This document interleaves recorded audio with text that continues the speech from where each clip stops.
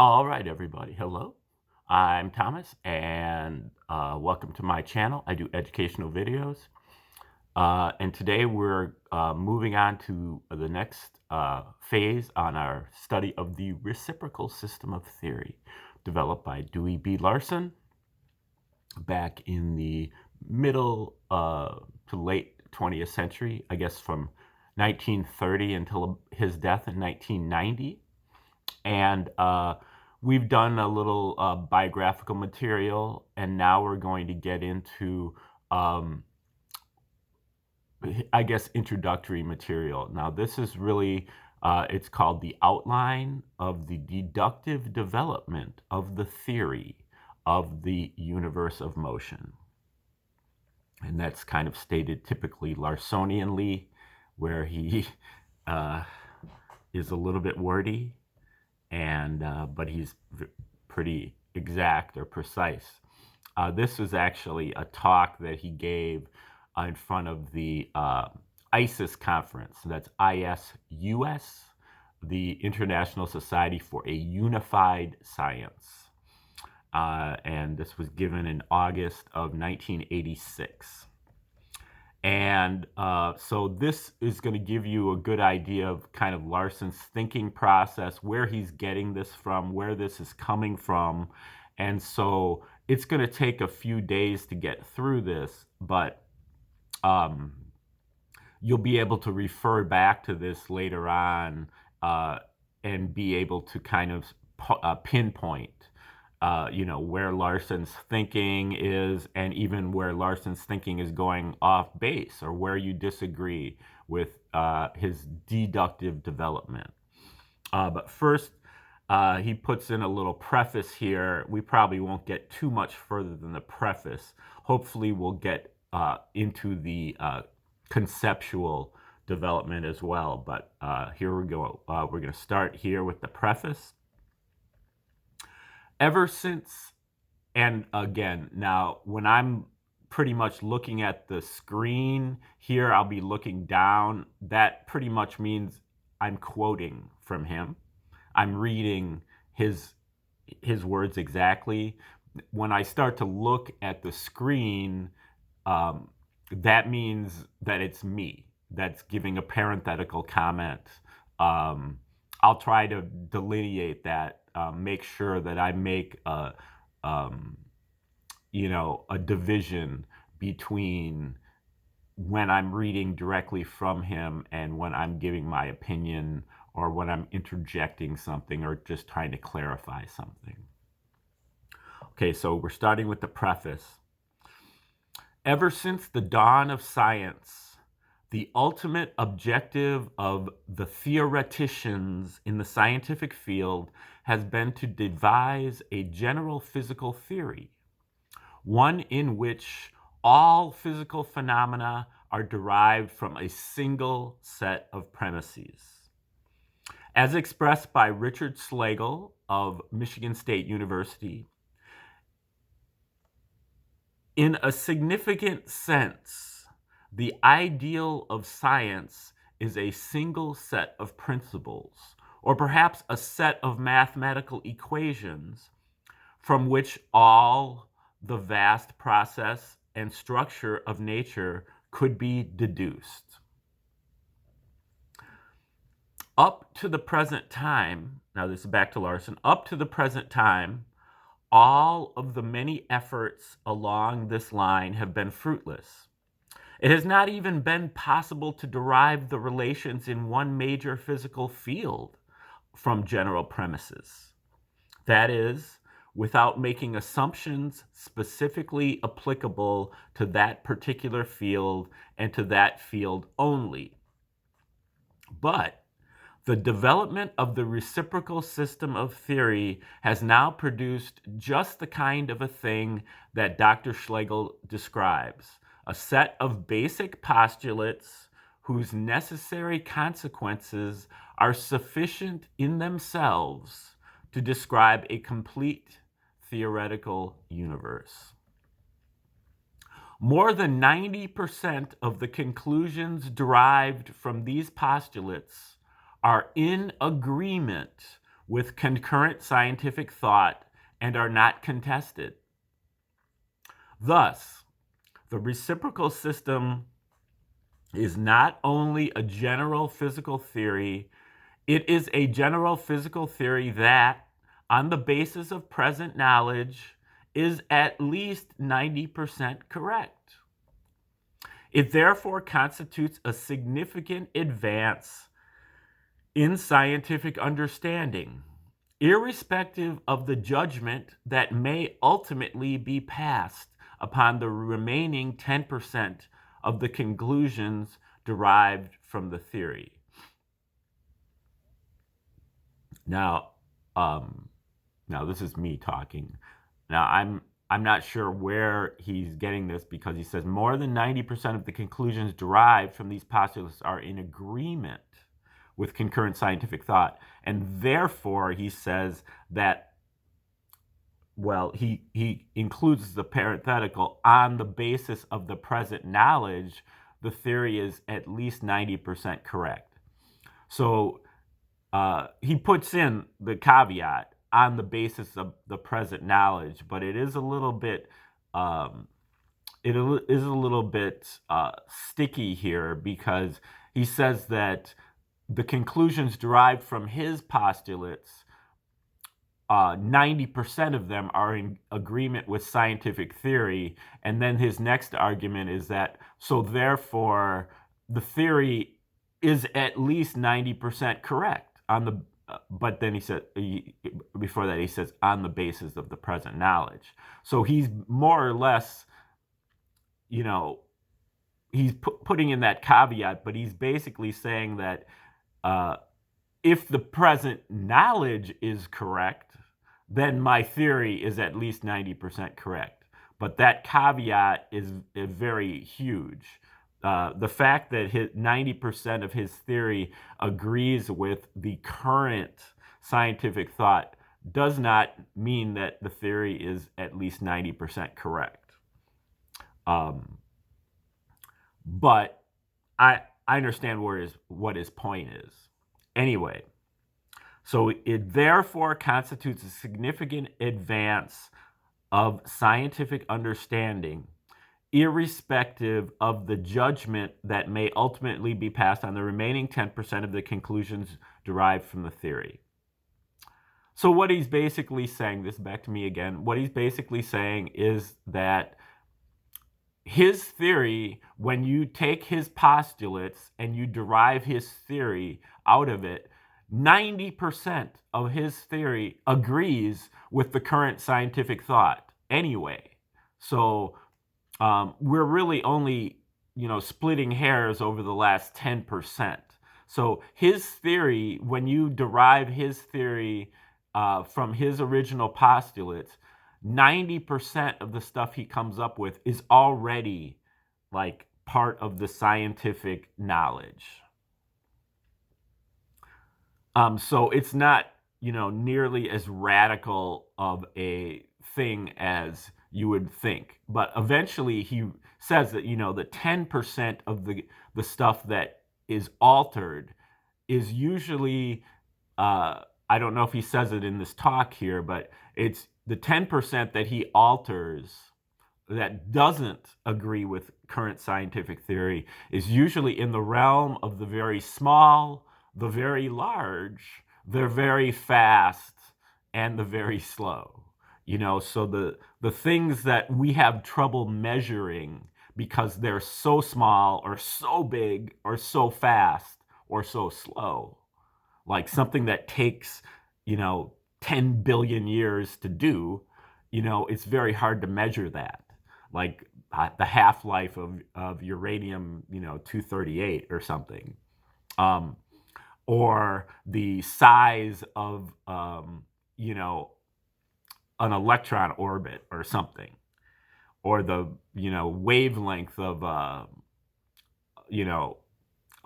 a certain part of the electromagnetic spectrum.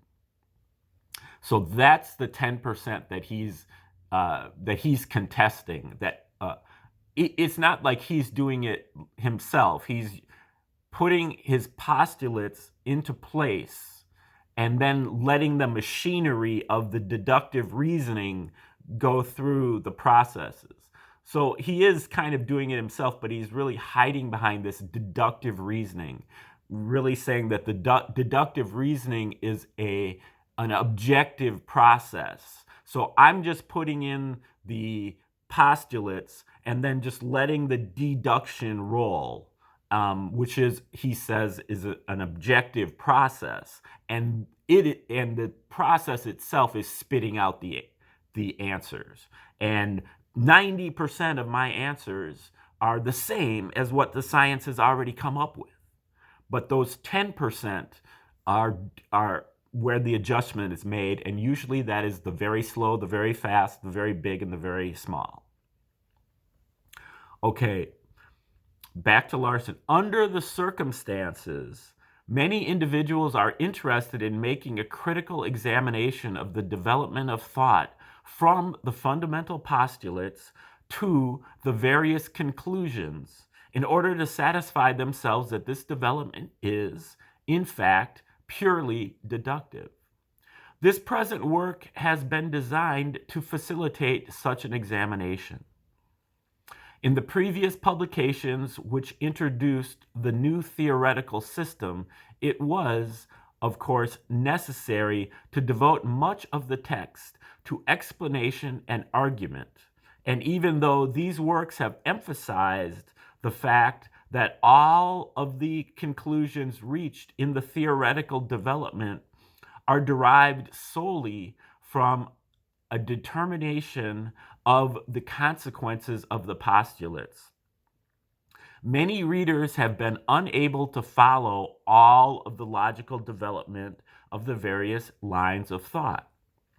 It is probably that this is due, at least in large part, to a tendency to expect something of a more esoteric nature, some magic formula or all-embracing mathematical expression, rather than the simple if this, then that type of deductive development by which the theoretical structure has been constructed. In any event, it has seemed advisable to supplement these previous publications with a presentation which will cover the basic portions of the new system of theory without explanation or argument, and will concentrate entirely on a step-by-step derivation of the pertinent points. This presentation, as it now stands, is essentially no more than a sample.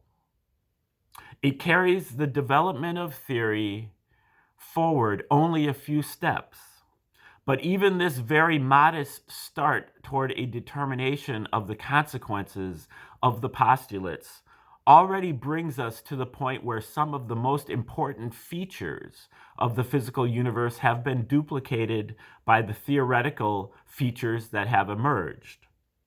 Already, in this very early stage of the theoretical development, we find that the universe defined by the theory is expanding, as the observed universe does.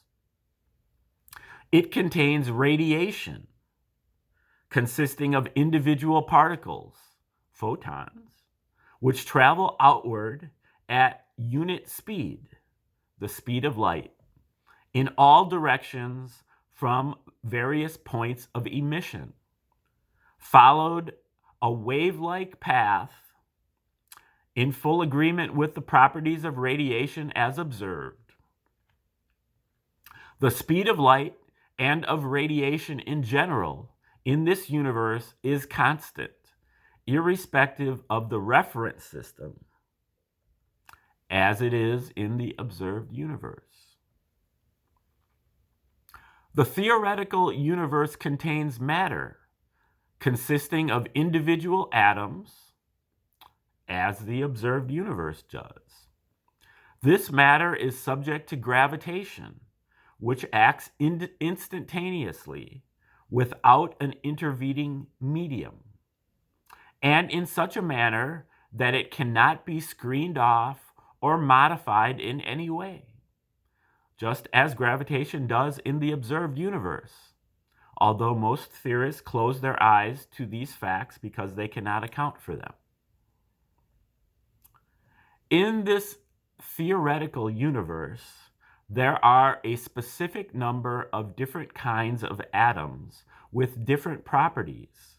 The chemical elements, as in the observed universe. These elements constitute a series, each member of which differs from its predecessor by 1 unit of a particular kind. And the series is divided into groups and subgroups with certain group characteristics, all of which is in full agreement with observation. There are additional types of units similar to, but less complex than, the atoms, which have some, but not all, of the properties of the atoms, which is also in agreement with the observed properties that are currently assumed to exist.